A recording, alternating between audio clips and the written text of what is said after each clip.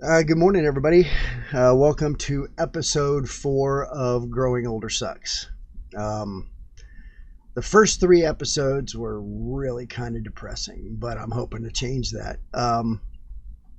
As you can see by looking up my screen, you can see that I support the First Amendment.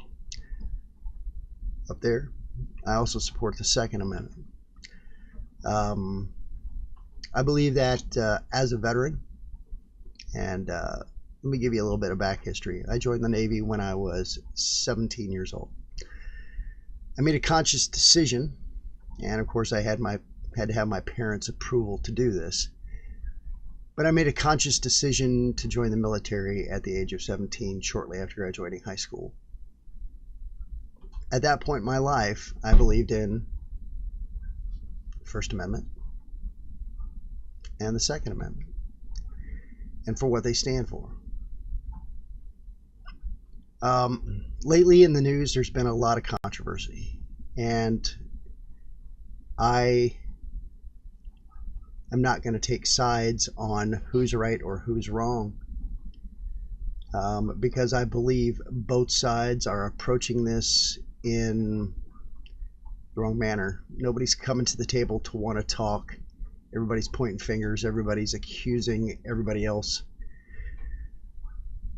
I am a staunch supporter of owning a firearm to protect my family.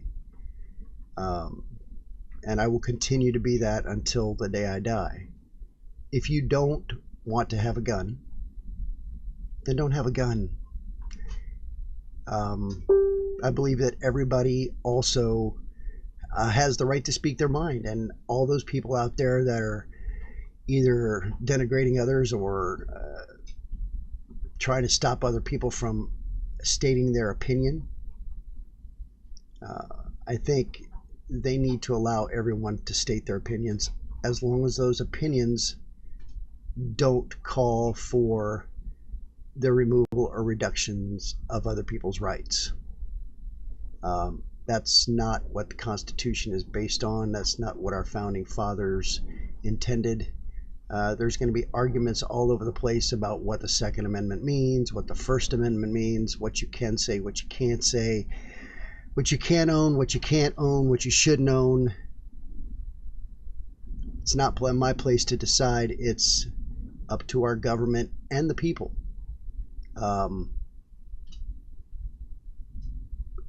I don't want to try to educate everybody on how an amendment gets changed. It's easy to find on the internet. Anybody can Google anything nowadays. And it's just a matter of taking the time and doing your research to figure out how that's going to happen. There's a number of bills in Congress, a number of House resolutions that are being proposed to limit what we can and cannot own. And I'm not going to say that they're attempts by the Democrats, but they are House resolutions that are 99% supported by House Democrats, to remove high-capacity magazines, any semi-automatic weapon, which, puts a hindrance on many of us that do own semi-automatic weapons. I am trained and qualified with many different weapons, and I know a lot of people that are, and I know a lot of people that are responsible firearm owners. It's not my place to say what your opinion is. I state my opinion, and that's all there is to it. And arguing with me about what my opinion should be is not going to get you anywhere. So I don't want to have arguments with anybody. I don't want to have to stand there and, listen to people who tell me I'm a bad person for wanting to own guns, because I don't believe that I am. And you know what they say about opinions. Everyone's got one and they all stink. So you keep your opinion and I'll keep mine, and we'll both be happy. I agree that everybody out there should have the right, based on this, to say what they want, of course, within reason, within the boundaries, but understand that everything you say, regardless whether it falls under ye old First Amendment, there could be consequences. Just as with people who do things under this amendment and they don't do them the right way, there are consequences. And I don't think people are looking at the long-reaching consequences of what they are saying and trying to do. I don't want to go into a history lesson about the First Amendment, the Second Amendment, gun control. It's not why I'm doing this. I just want people to take a better look at why we're doing this. There's a lot of violence in this country. And as much as I support this, I don't like violence. I've had enough of it in my past. Doesn't mean that if necessary, I couldn't do it again. But I don't think that's the method to get things done. There's a lot of crime, especially in our big cities. There's a lot of gun crime. There's just a lot of crime, period. And we can't equate that crime definitively. And there are no statistics to support it, that guns are the problem. People are the problem. Our culture is the problem. I believe that our lack of appreciation for human life is the problem. And that's changed over the last 40 to 50 years. I'm 55. I haven't been around as long as many other people, but I've been around longer than quite a few.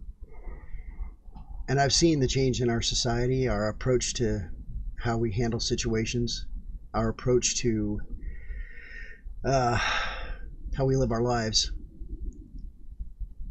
I live my life and I leave people alone, and I want them to leave me alone. And I don't ask anything from anyone else that I'm not willing to give. I am going to do my best to protect both of these. Because I agree, and that's why I served in the military, and I fought and I bled, and I lost friends and brothers who had the same beliefs, that what we do is we do this to protect our rights and defend those rights. If you have a counterpoint, I'm willing to listen, as long as you're civil. If you want to come on here and talk with me about it and discuss it, I'm happy to have you on here. I am not here to tell people what they should or shouldn't believe. Keep your opinions. Let them be known. Protest. Demonstrate.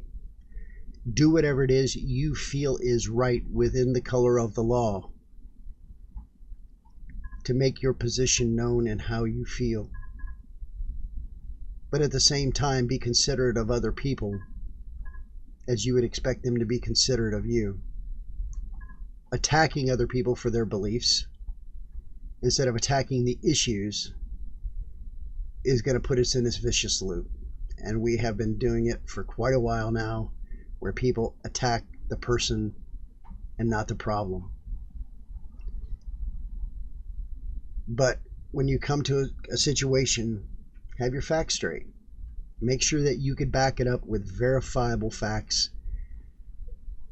not stuff that you just Googled and assumed was correct. Get your data together, get your truths, not the half-truths, but get it together and approach whoever it is that you want to have a debate with, and do it in a civil manner. Don't mudsling, don't call names, don't call people idiots, because when you do that, you lose their attention and they automatically go on the defensive. Approach them and let them know how you feel what your opinion is, be able to back it up. Now that we've got that out of the way, you know I support this. Otherwise, I wouldn't be sitting here talking to you. And I support that. I want to talk about something else that falls in line with this. It's where we're going today with our government. I've never been a Trump supporter, nor was I a Hillary supporter. The person that I wanted in office didn't get elected, but that's neither here nor there. And we have a person in office, Donald Trump, who is our duly elected president, whether we want him or not. And I believe it is our job as citizens of the United States, and you can differ with me, absolutely. You can say you're wrong. You can say my beliefs are messed up. But I believe that as citizens of the United States, we have a responsibility to ensure that our president succeeds. I don't think we want our president to fail, because we still have him for 2 more years. And then who are we going to get? Is he going to be somebody better? Or is he going to be somebody worse? And what's going to happen in those 2 years? Where's it going to bring us? Where is our country going to end up? And I'm not saying we have to support every single little thing that he does. But we do, and I believe we do need to support his overall success. Not everybody agrees with Donald Trump. Not everybody agrees with Republicans. Not everybody agrees with the Democrats. Not everybody agrees with libertarians, independents, whatever label we want to call them. We don't all agree on anything, but I think we can all agree that we don't want to see our country fail. And if our president fails, I believe it's a good sign that our country could fail.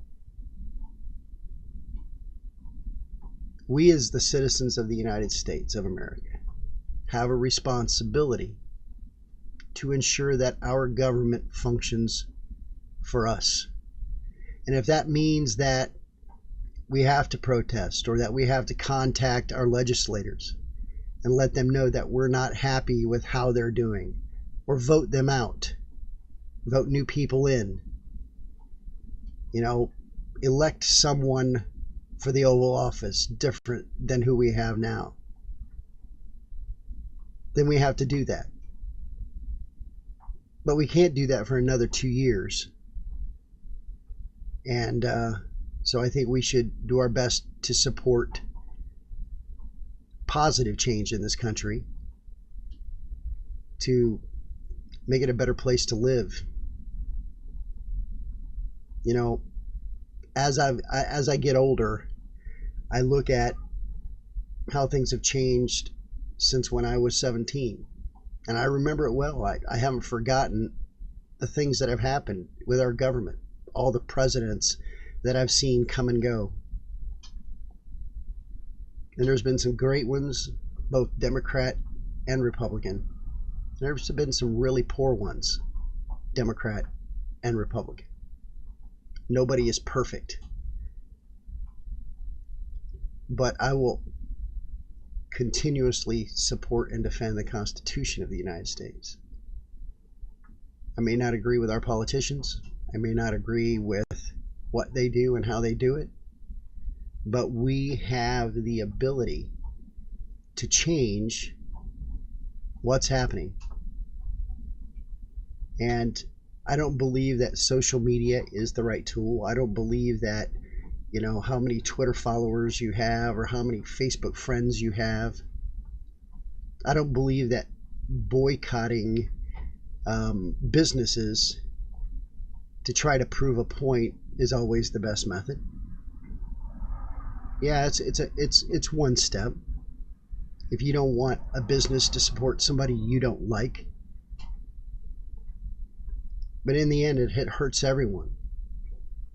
because it creates strife, and it takes us away from the ability to sit down and intellectually discuss the issues and find solutions, which I think we can all agree on is what we want. We want solutions to our problems. And nobody can sit down and talk across the aisle from one another without slinging mud for more than 5 minutes. And it's sad. And I believe that the younger people in this country who are going to be running this country one day need to take a very strong look at themselves and examine how they're doing things. It's not always going to be perfect, but just let's try to look at things and fix our solutions in a positive manner instead of attacking one another.